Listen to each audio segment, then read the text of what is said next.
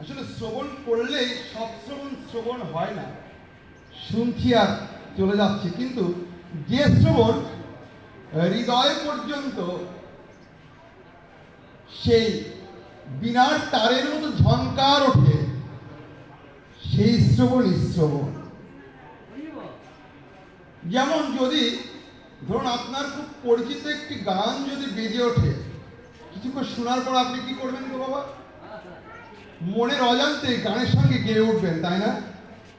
ঠিক তদ্রূপ শ্রবণাঙ্গমঙ্গলম, যে শ্রবণের হৃদয়ে পাড়ি দেওয়ার সঙ্গে সঙ্গে তার তরঙ্গিত হয়ে তার মুখমণ্ডল বদন দ্বারা উচ্চারিত হয়ে ওঠে,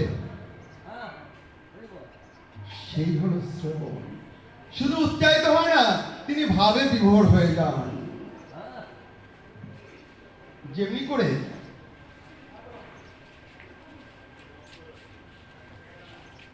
ভক্তকে পরীক্ষা করতে গিয়েছে সাধু, আমরা তো এখনো ওই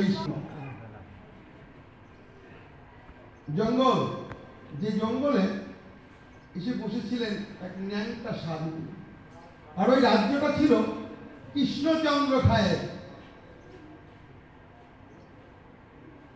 বনের মধ্যে মানুষ কাঠ কাটতে গিয়ে সাধু বাবাকে দেখে মোহিত হয়ে গেল। সাধু বাবা কথা বলেন না, শুধু নাম করে যাচ্ছেন। আর সাধুর বদন দেখলেই তো মনের পরিবর্তন হয় নাকি গো? হ্যাঁ, সেই তো সাধু, যার বদন দেখা মাত্র মনে জাগে আনন্দ, সেই তো সাধু।